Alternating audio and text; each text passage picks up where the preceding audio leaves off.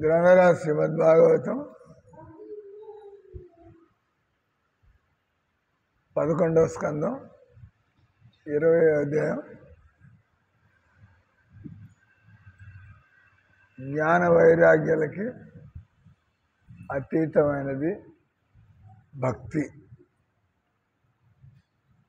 శ్లోకం సంఖ్య 14, 15, 16.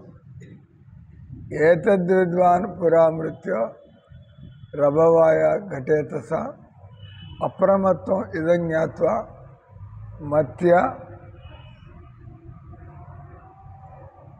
మప్యర్థ సిద్ధిదం ఛిద్యమానం యమైరేతై కృతనీడం వనస్పతిం ఖగా స్వకేత ఉత్సృజ్య క్షేమం యాతి ఎలంపట అహోరాత్రి ఛిద్యమానం బుద్ధ్యాయుర్వ యదేపతు ముక్త సంగా పరం బుద్ధ్వా నిరీహ ఉపసామ్యతి. అనువాదం తాత్పర్యం శ్రీల ప్రభుపాదకి.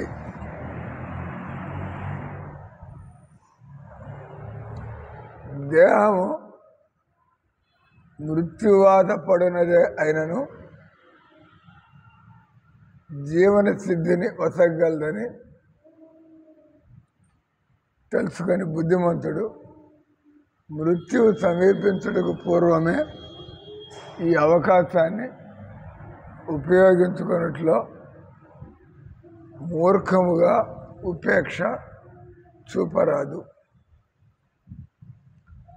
శరీరానికి చావు తప్పకపోయినా ఈ శరీరంతో ఒక గొప్ప హేమశ్రీ అవుట్ బయటికి పంపించండి.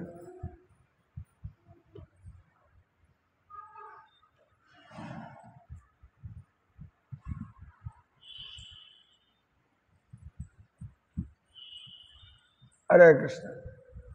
మాట్లాడకూడదు క్లాసులో కూర్చుంటే.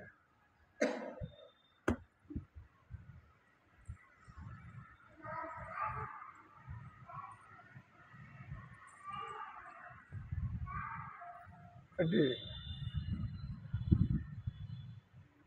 మనం ఈ దేహం మనం సాగుని తప్పించుకోలేకపోయినా ఈ దేహంతో ఒక పని చేయొచ్చు. జీవన సిద్ధి అంటే మళ్ళీ మళ్ళీ దేహాలు పొందకుండా ఉండడం. మనం ఈ దేహాన్ని పొందామంటే ఇంకా పొందవలసి ఉంటుంది. ఏం చేస్తే పొందకుండా పోవచ్చు. దాని జీవన సిద్ధి. మనం ఇక్కడ అన్నట్టుగా మూర్ఖుడై ఉపేక్ష చూపరాదు.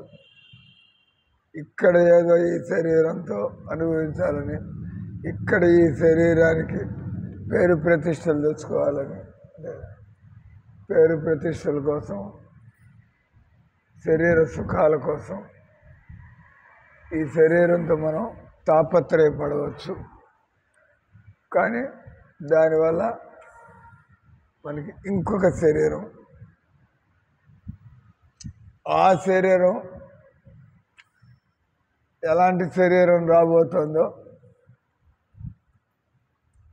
మనకి తెలియదు. కానీ ఒక విషయం మాత్రం కరెక్టు, మనం ఈ శరీరంతో భక్తి చేయనట్లయితే మనకి మళ్ళీ మానవ జన్మ దొరకదు. స్వల్పమప్యస్య ధర్మశ, అంతో ఎంతో కృష్ణ భక్తి చేయాలి. లేకపోతే మళ్ళీ మానవ జన్మ దొరికే అవకాశం లేదు. మనకి ఎలాంటి నిద్ర సుఖం కావాలంటే మనకి కొండ చిలువ, కుక్కలు కూడా స్లీపింగ్ లైక్ ఎ డాగ్, కుక్కలాగా నిద్రపోవడం ఎప్పుడు పడితే అప్పుడు.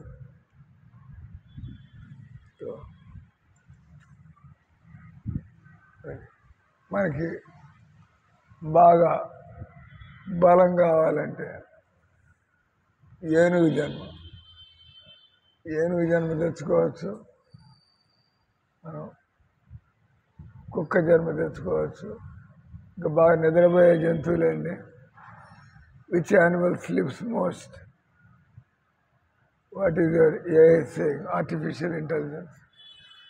Which animal sleeps most? కొండ చిలువ, సోమరిపోతులాగా కొండ చిలువ.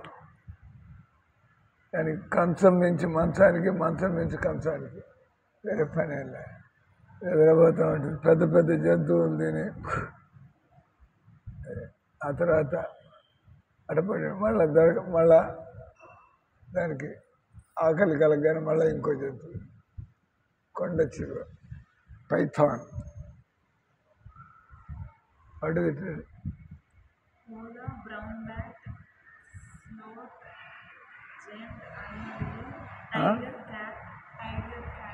They all sleep a lot. పిల్లులు కూడా బాగా నిద్రపోతాయంట. పగలంతా నిద్రపోతాయి, రాత్రి పూట తిరగడం ప్రారంభిస్తాయి. ఇంకేంది? అమెరికన్ యాక్సెంట్ కాదు, ఇండియన్ యాక్సెంట్ చదువు.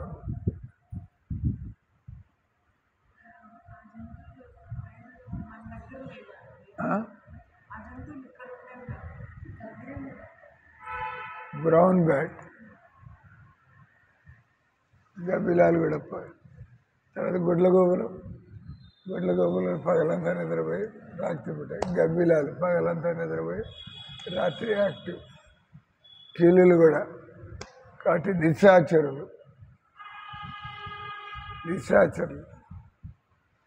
అలా. గట్టిగా మనకి నిద్ర ఎక్కువ కావాలంటే, తిండి ఎక్కువ కావాలంటే ఏం జన్మ? పంది జన్మ. Go on eating all day తింటూ పోతూ ఉండదు. దానికి చాలు ఎక్కువైందని ఏం లే, తింటూనే ఉంటుంది. లేదా మనం బాగా పని చేయాల, పనులు చేయాలి. పని దెయ్యం పట్టిందంటే దెయ్యాలు ఒకటే పని చేస్తుంది, పని దెయ్యం. చాలామంది నాయకులంతా కూడా ఈ రోజుల్లో పని దెయ్యాలు. పని.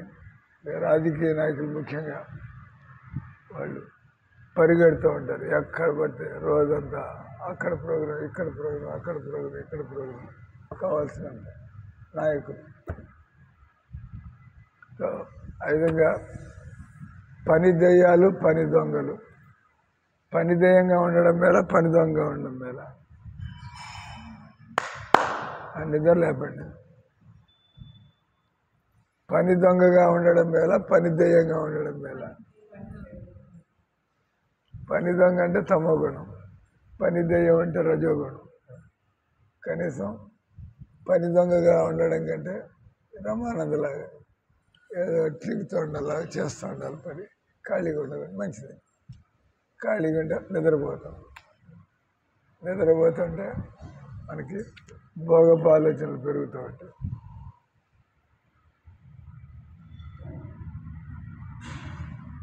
ఇక్కడ మనకి ఎగరాలనంటే పక్షి జన్మ, మనకి ఈతలు కొట్టాలనంటే చేప జన్మ. ఏది కావాలంటే అది. ఇంకా ఏం కోరికలు ఉంటాయి మనుషులకి? ఒళ్ళు చూపించుకోవాలంటే ఈరోజు అది కూడా ఎక్కువే. జనాలు ఒళ్ళు చూపించుకోవడం. అటువంటి వాళ్ళు ఏం జన్మెత్తారు? ఎంతసేపు ఆలోచిస్తాను? చెట్టు జన్మ, నగ్నంగా. ఎవరైతే ఒళ్ళు చూపించుకోవాలా,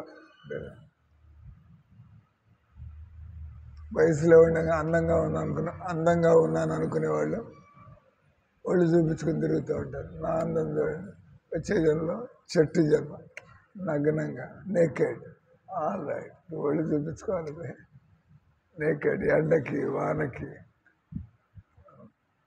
నగ్నంగా. పనిష్మెంట్. అది ఎలాంటి కోరికలు ఉంటాయి?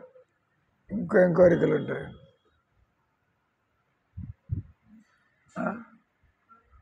ఇంకేం కోరికలు ఉంటాయి?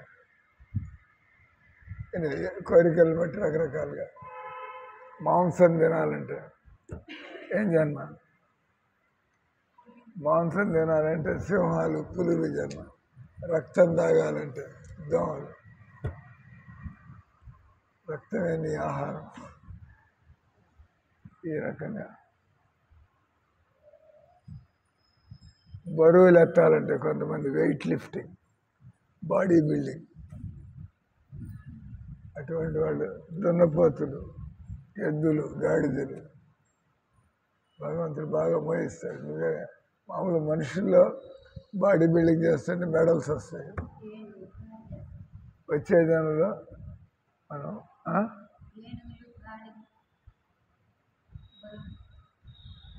మళ్ళీ అడిగి ఇంకా ఏం కోరికలు ఉన్నాయని అడుగుతున్నాం. ఇంకా ఏం కోరికలు ఉన్నాయి? దానికి ఏం జన్మ వస్తుంది చదువుతున్నాం.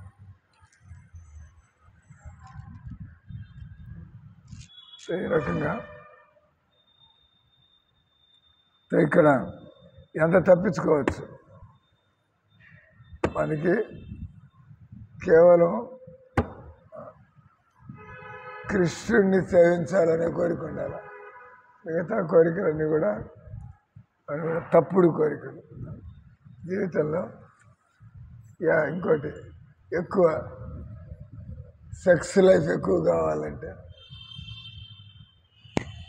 కోతి జన్మ కానీ లేదా పిచ్చుక జన్మ కానీ, వేరే పని ఏం లేదు. పిచ్చుకలు రోజుకి 60 సార్లు, రోజుకి 20 సార్లు కోతులు. ఈ రకంగా ఎవరైతే పూర్తిగా తమో గుణంలో ఉంటారో అటువంటి వాళ్ళకి కేవలం శారీరక కోరికలు, రజోగుణంలోకి వచ్చిన వాళ్ళకి మానసిక కోరికలు కదా, డబ్బు, పదవులు, హోదాలు, చదువులు.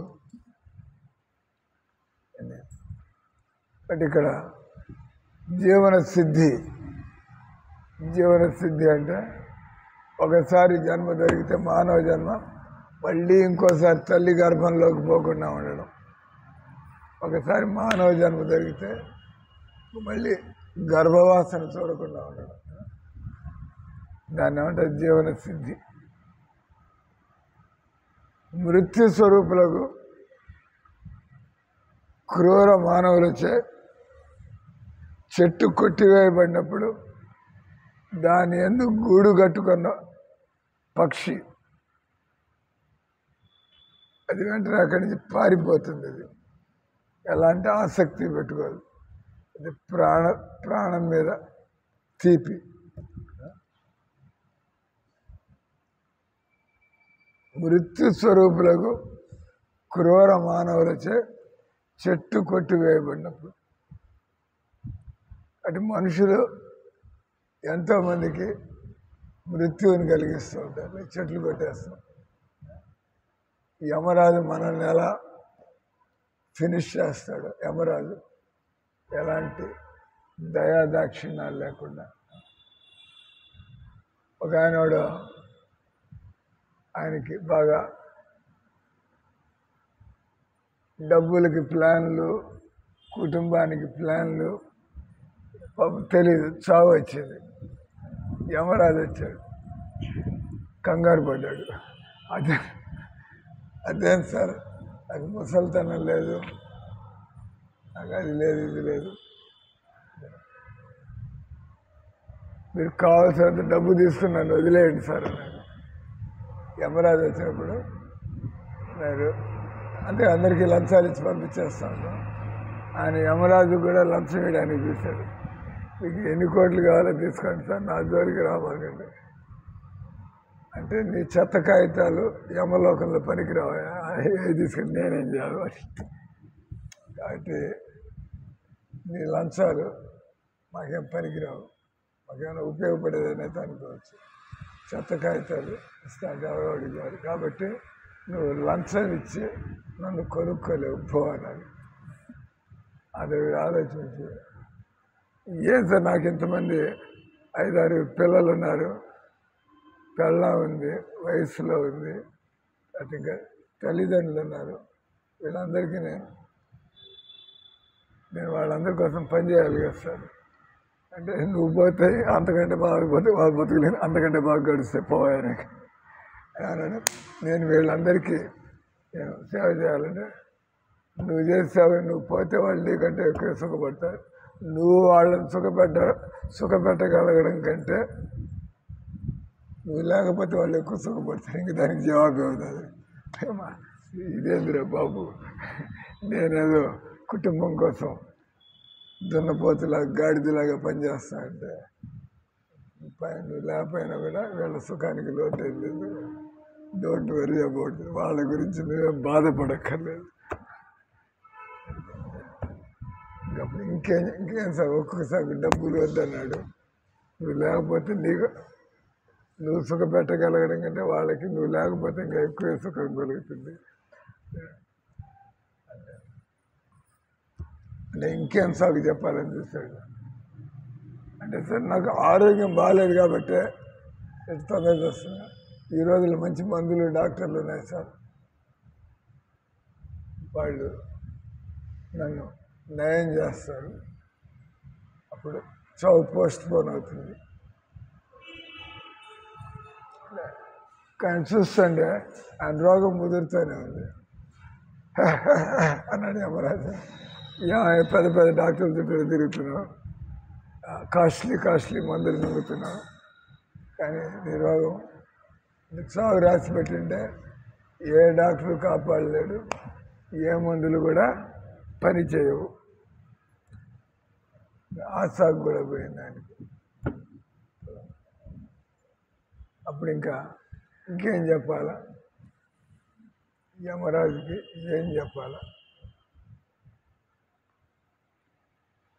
అంటే ఇక్కడ యమరాజు ఎవరిని కూడా వదిలిపెట్టాడు.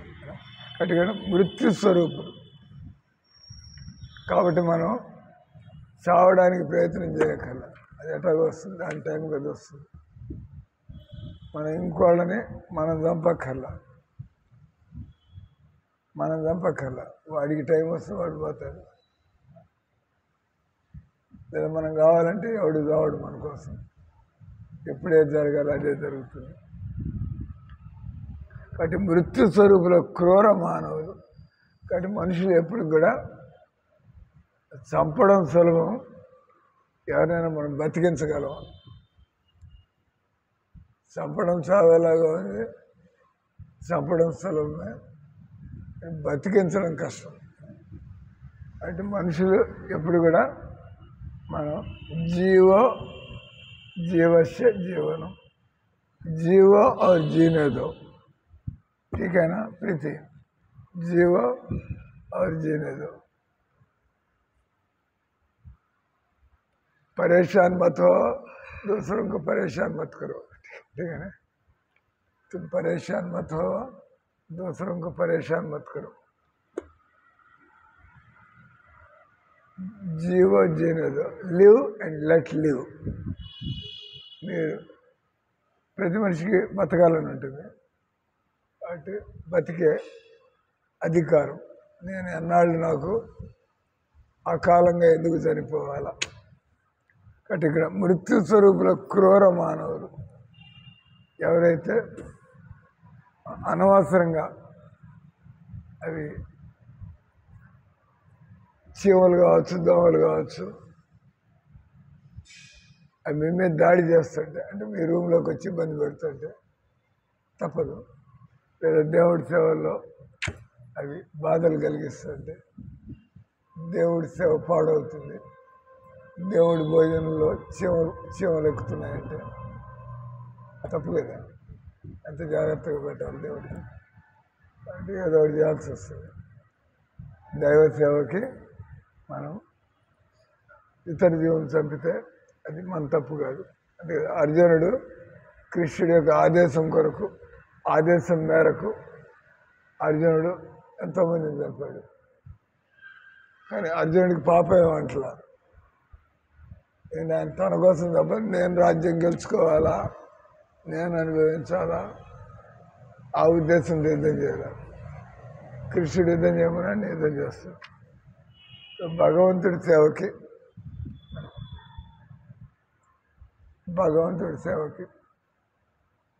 పని పాడవుతుంది, మిమ్మల్ని తిడతాము, బిల్డింగ్ అంతా బూజులు పడుతుంది, మనం కళ్ళు మూసుకొని తిరుగుతూ ఉంటాం.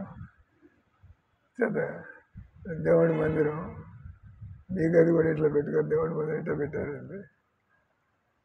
What do you think? ఏమనుకుంటున్నారు? అంటే భగవంతుడి పని కోసం మనం ఇతరుల్ని మందలించడం, కానీ మన అహంకారం దృష్టి కోసం, మన ఈగో కోసం ఇతరుల మీద పెత్తనం చేయడం. మృత్యు రూపులకు క్రూర మానవులు అంటే ఎప్పుడు కూడా మనం ప్రాణాన్ని కాపాడడానికి వీలైనంత వరకు ప్రాణాలని కాపాడడానికి అంటే చెట్లు కూడా మనం అనవసరం కొట్టేయడానికి లేదు. చెట్టు కొట్టేయడం కాదు, చెట్టు కొమ్మలు కూడా. అందుకే మనం భగవద్భక్తిలో ఉండాలి. లేకపోతే మన ఇంటి కోసం చెట్టు కొట్టేస్తాం. మందిరంలో అంటే ఎగ్జంప్షన్. దేవుడి మందిరం ఈ చెట్టు వల్ల ఈ ఆకులు ఎన్ని పడుతున్నాయి, ఈ కొమ్మలు కొట్టేయాల. ఎక్కడో ఒకరు ఉంటాం కాబట్టి దేవుడి సేవలో ఉండడం లేదు. ఎక్కడో ఒకరు ఉంటాం, మనం మందిరంలో ఉండడం లేదు. అప్పుడు మనం చేసిన కర్మలు తొందరగా మనకి అంటావు, ఎందుకంటే మన కోసం చేయట్లేదు. తిరగా అంటే ఎవరైతే భగవంతుడి శరణాగతి పొందుతారో అటువంటి వాళ్ళు వాళ్ళ కోసం చేసుకునేది ఏంటంటే భగవంతుడి శరణాగతి పొందితే భగవంతుడికి ఎలా కావాలో, భగవంతుడి సేవకి ఎలా కావాలో అలా చేస్తూ ఉంటాం. కాబట్టి దోషం మనకు అంటుంది. మనం మన కోసం బతుకుతూ ఉంటే ప్రతి దానిలో మీకు మీ స్వార్థం కోసం, మీ లాభం కోసం, మీ సుఖం కోసం, మీకోసం అంతే కదా. అందుకే భగవంతుడు ఏమంటున్నాడు, నా శరణ పొందు, లేకపోతే నువ్వు ఈ సంసారంలో నానా యాతనలు అనుభవిస్తావు, నానా దుఃఖాలు, నువ్వు చేసేదంతా కూడా పాపమే. భగవంతుడి శరణ పొందకపోతే మనమంతా కూడా వేరే దానికోసం బతుకుతున్నాం. కాబట్టి అవన్నీ పాప పనులు. ఎందుకంటే మనం భగవంతుడి యొక్క సేవకులం, వేరే పనులు ఎందుకు చేస్తున్నావు? తెలుసా తెలీదా? నువ్వు భగవంతుడి సేవకుడు కానట్లయితే ఇంకోటికి సేవ చేయాలి. సేవ తప్పించుకునే లేదు అంటే ఎవరు సేవను తప్పించుకోగలరు? దేవుడికి సేవ చేయకపోతే ఇంకోటికి ఎంతమందికి సేవ చేసినా కూడా చేసేవాడికి తృప్తి లేదు, చేయించుకునేవాడికి తృప్తి లేదు. రోజు కావాలి సేవలు. మీరు నాకు రోజు జాగ్రత్తగా రోజు 10:30కి భోజనం తెచ్చి పెడుతూ ఉంటారు కదా. ఒకరోజు తేపోతే వాట్ నాన్సెన్స్. ఇన్నాళ్ళు చేసిన సేవ అంతా పోయింది. ఇన్నాళ్ళు జాగ్రత్తగా అని ఒకరోజు ఏదో ఆరోగ్యం బాగలేక మర్చిపోయేది, అది నాకు తెలియదు. వాట్ నాన్సెన్స్, వేర్ రిలేట్ అది చెప్పుకోవాల్సి వస్తుంది. సార్ నా పరిస్థితి అది, అప్పుడు మేము గమ్మున ఉండాల్సి వస్తుంది. మనుషుల తర్వాత పొరపాట్లు జరుగుతూ ఉంటాయి. అంటే పాయింట్ అండి, ఎంత సేవ చేసినా కూడా ఏ రోజు కొద్దిగా సేవలో రోజు బాగానే వండుతున్నారు. ఈరోజు కొద్దిగా టమాటాలు ఎక్కువ పడ్డాయి, ఈరోజు కొద్దిగా మిరపకాయలు ఎక్కువ పడ్డాయి. వాటి నాన్సెన్స్. మిరపకాయలు ఎంత కారంగా చేశారండి, అది ఎన్ని రోజులు చక్కగా చేశారు. ఇందులో మనిషి ఇది పొరపాటు కానీ చెప్పాలా? లేకపోతే పొరపాటు అలవాటు కొద్ది పొరపాటు అలవాటైతే ఇది ఈ సంసారంలో ఉన్నంత వరకు మనం ఎప్పుడు కూడా మనం దయ చూపించేవాడే దేవుణ్ణి దయ అడగగలడు. One who can forgive others, he can seek forgiveness. ఇతరుని క్షమించేవాడు భగవంతుడి ముందు మనం దోషిగా నిలబడినప్పుడు మనం క్షమించమని అడగచ్చు. ఎందుకంటే మన ఇతరుని క్షమించేటువంటి స్వభావాన్ని కలిగి ఉండడం వల్ల. కాబట్టి ఇక్కడ ఈ రంగా క్రూర మానవులు అంటే మామూలుగా ఆత్మజ్ఞానం లేని వాళ్ళందరూ కూడా క్రూర మానవులే. ఎందుకంటే వాళ్ళు అహంకారం కొద్దీ, వాళ్ళు స్వార్థం కొద్దీ, వాళ్ళు ఇతరుల మీద పెత్తనం చేసే ఈ విధంగా అంత క్రూర మానవులు. చెట్టు కొట్టివేయబడినప్పుడు దాని యందు గూడు కట్టుకున్న పక్షి ఒక్క దెబ్బకి వదిలి పారిపోతుంది. నిజంగా అట్లా వదిలి పారిపోవడం కావు కావు కావు కా అంత చెట్టు తిరుగుతుంటుంది. ఆసక్తి మనకి ఎలా మన ఇంటి మీద ఆసక్తి ఉంటుందో ఆ పక్షికి కూడా చెట్టు కొట్టేస్తుంటే అది ప్రాణం కాపాడుకోవడానికి ఎగురుతుంది, కానీ ఇల్లు వదిలిపెట్టుకోలేక కా కా కా కా కా చుట్టుపక్కల తిరుగుతుంది. ఇంకా మొత్తం అంతా వాడు పట్టుకుపోతే ఇంకా అది బుద్ధి లేని పక్షి కాబట్టి మర్చిపోతుంది. మళ్ళీ ఇంకో గూడు కట్టడం ప్రారంభిస్తుంది. మామూలుగా మీరు ఎంక్రోచ్మెంట్ చేసి ఇల్లు కడతారు కానీ వాడొచ్చి యోగి ఆదిత్య అనేది వచ్చి బుల్డోజర్ బాబా వచ్చి ఎలాంటి దయాదాక్షిణ్యాలు లేకుండా దాన్ని నేలమట్టం చేసిపోతాడు. అప్పుడు రెండోసారి మీరు యూపీలో మీరు ఎంక్రోచ్మెంట్ చేయకుండా జాగ్రత్త పడతారు. ఎందుకంటే ఇంత కష్టపడి ఇంత డబ్బులు ఖర్చు పెట్టి ఆ మోడీ గారు బుల్డోజర్ వచ్చి చేస్తే ఎవడొక డబ్బులు వేస్ట్ చేసుకుంటాడు.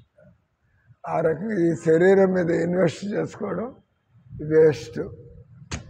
ఎందుకంటే ఏం ఇన్వెస్ట్ చేసుకున్నా కూడా ఈ శరీరంకి మనుగడ లేనప్పుడు ఎందుకు ఇన్వెస్ట్ చేస్తున్నారు?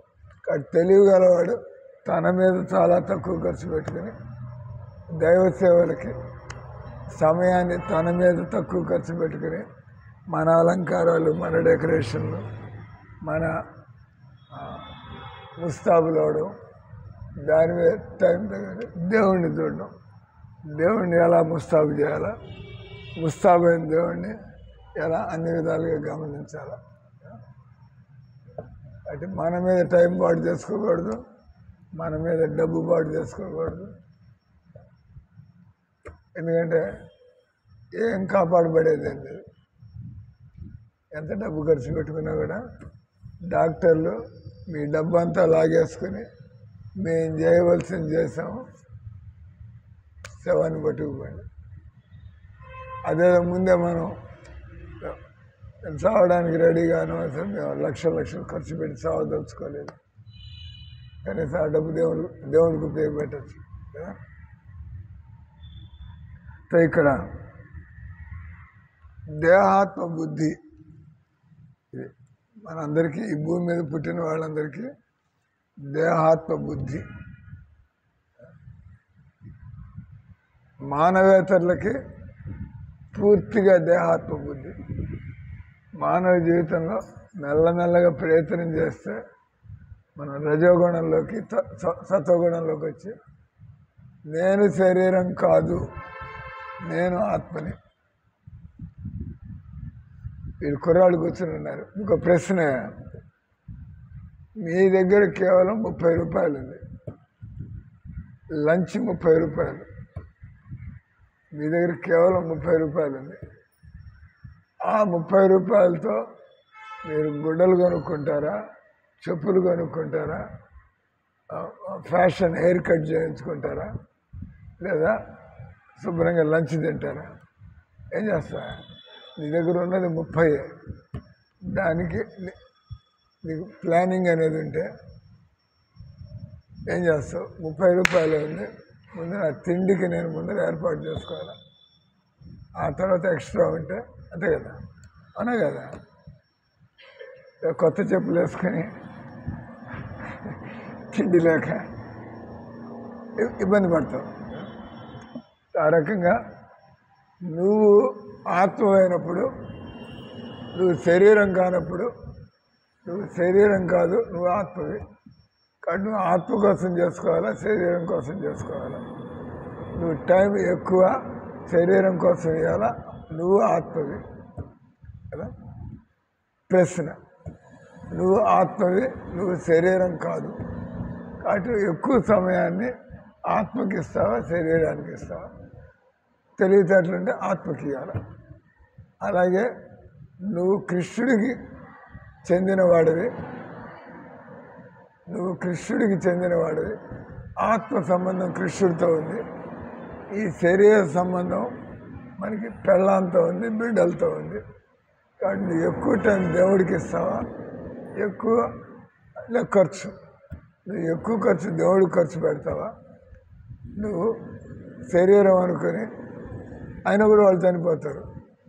నువ్వు ఎంతో డబ్బులు ఖర్చు పెట్టి అయినా కూడా ప్రళయం చనిపోయింది. అటు మళ్ళీ నీకు జన్మ, అటు ప్రళయం ఎట్లాగో పోయింది అనగలదు. అదేదో నువ్వు దేవుడి కోసం ఖర్చు పెట్టుంటే నీకు చనిపోయి దేవుడికి గుర్తొస్తే శుభ్రంగా ఆనందంగా దేవుడి దగ్గరికి పోతావు. కాబట్టి ఎప్పుడు కూడా నేను శరీరం కాదు, నేను ఆత్మ అనేది అర్థమైనప్పుడు నేను ఆత్మ కళ్యాణం కోసం ఎక్కువ సమయాన్ని కేటాయించాలి. నేను భగవంతుడికి ఎక్కువ సేవలు చేసుకోవాలి. మిగతా వాళ్ళకి ఎంత అవసరమైతే అంత, తల్లిదండ్రులకి ఎంత అవసరమైతే అంత. కానీ మోహంలో పడిపోయి నువ్వు అప్పులు కూడా తీసుకొచ్చి నాన్నను బతికించుకోవడానికి, అటు అప్పులు మిగిలాయి, నాన్న మిగలలేదు, ఏం చేస్తావు? అవునా కదా.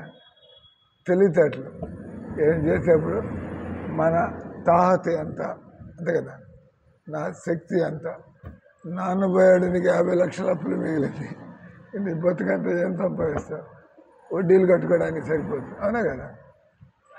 కానీ నువ్వు మోహంలో పడినప్పుడు, మోహంలో పడితే, మోహం అంటే అవసరానికంటే ఎక్కువ ప్రేమించడం, అంతే కదా, దాన్ని మోహం అంటారు.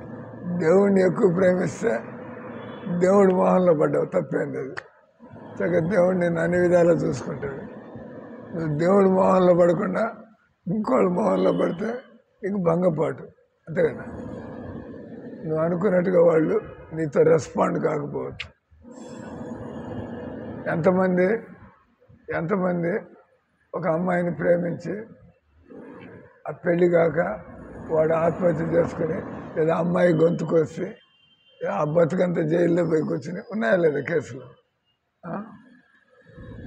కాబట్టి నువ్వు ఎవరినైనా ప్రేమించాలంటే, అతిగా ప్రేమించాలంటే దేవుణ్ణి మాత్రమే. మిగతా చోట ఎంతవరకు అవసరం అంతవరకే. అతిగా పడ్డావంటే నువ్వు సమస్యల్లో పడిపోతావు. ఒక దేవుణ్ణి మాత్రమే నువ్వు అతిగా ప్రేమించవచ్చు. నువ్వు అతిగా సమయం ఇవ్వాలంటే దేవుడికి ఇవ్వచ్చు. ఇంకెక్కడ ఇచ్చినా కూడా మళ్ళా నీకు సమస్య ప్రారంభమవుతుంది. నువ్వు ఐఏఎస్ క్లియర్ చేయాలని రాత్రింబవళ్ళు కానీ ఐఏఎస్ కాలేకపోయావు, డిప్రెషన్లో పడిపోతావా లేదా? మరి ప్రయత్నం చేయొచ్చు, దొరికితే లేదు, ఇది కాకపోతే ఇంకో బతుకు. ఐఏఎస్ అయితేనే బతుకయింది, ఐఏఎస్ అయితే సుఖపడతామయింది. జీవితంలో సుఖంగా ఉండాలి. ఐఏఎస్ చేసామా లేదా అవసరం లేదు, అంతే కదా. సులభంగా ఐఏఎస్ చేయగలిగితే మంచిదే. అది ఇది మనకి రాసి పెట్టలేదు, లివ్ ఇట్. ఆ రకంగా మనిషి నిర్ణయాలు తీసుకోవాలి జీవితంలో.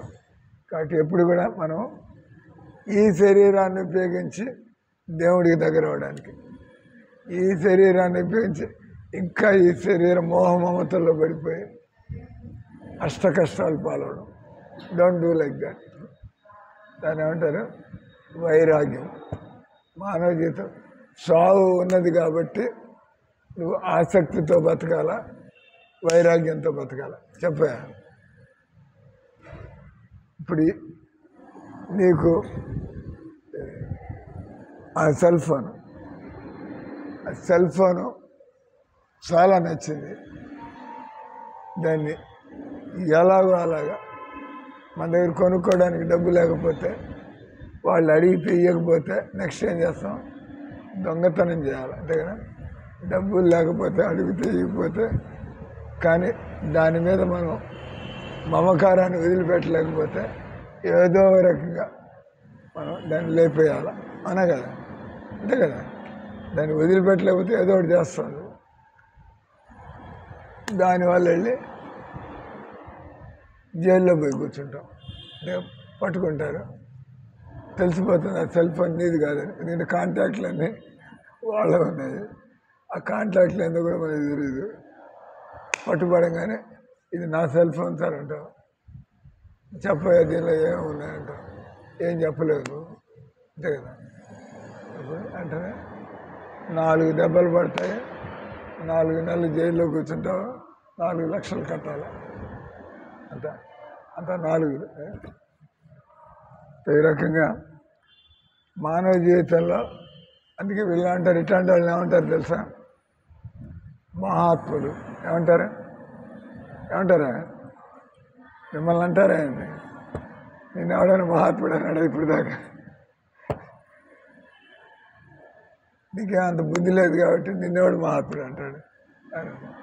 కానీ ఎవరైతే భగవద్ గురించి మాట్లాడుతూ ఉంటారో, ఎవరైతే భగవద్గీత పద్ధతిలో బతుకుతూ ఉంటారో, జనాలంతా దండాలు పెట్టి మహాత్ముడు అనే కదా. అంటే మానవ జీవితంలో నిన్ను దుర్మార్గుడు అంటే బాగుంటుందా, నిన్ను మహాత్ముడు అంటే బాగుంటుందా? నేను అందరూ దుర్మార్గుడు అంటే బాగుంటుందా ఏందా? మహాత్ముడు అనిపించుకోవాలి, ఆ రకంగా బతకాలి. ఇక్కడ చెబుతుంది అది, రేయింబగళ్ళు గడిచిపోవడం ద్వారా సావు దగ్గర పడుతున్నప్పటికీ మనిషి భయం లేకుండా బతుకుతూ ఉంటాడంట. చావు ఎప్పుడు వస్తుంది తెలిసిందే, ఎప్పుడైనా రావచ్చు. నువ్వు మీ రూమ్కి పోతావు, షాక్ కొడుతుంది, వెంటనే అందరు పోగొడతారు. ఏమైందంటే ఆయన షాక్ కొట్టి చనిపోయినాడు. ఇప్పుడుదా బాగానే ఉన్నావు, మందిరానికి వచ్చావు, క్లాసులో కూర్చున్నావు, మాట్లాడావు, అడిపోయి తాకేపటికి షాక్ కొట్టింది, ఎగిరిపోయావు.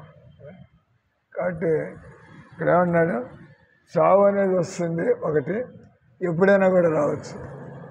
కాబట్టి ఏది మనకి ఇంపార్టెంట్? శరీరమా ఆత్మ? బంధువుల కృష్ణుడా? అంటే చావు ఉందంటే నా బంధువులు సార్ నన్ను తీసుకెళ్ళమాకండి సార్. వాడు ఏమంటాడు, యమరాజు అంటే నువ్వు మోహంలో పడి కొట్టుకుని వస్తున్నావా? నీకు అసలు బంధువులు ఎవరైతే తెలుసు? ఆత్మబంధువు ఎవరంటే ఏం చెబుతారు? శరీర బంధువులు అంటే చెబుతారు, మా అక్క సార్, మా అమ్మ సార్, ఎన్ని శరీర బంధువులు.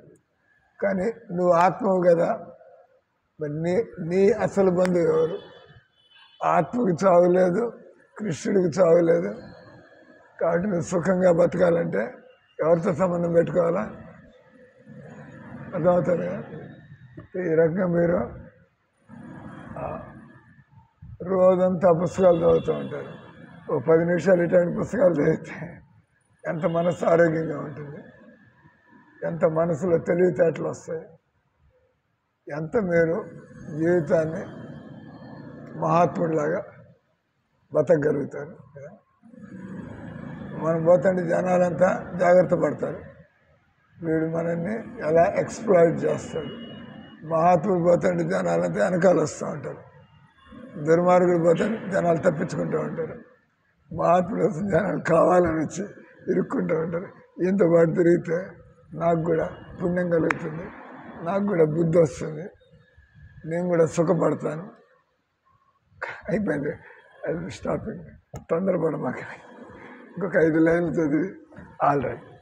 అటు రాత్రింబగళ్ళు గడిచిపోతుంటే చావు దగ్గర పడుతుందని తెలుసుకోకుండా మనిషి ఈ సంసారంలోనే.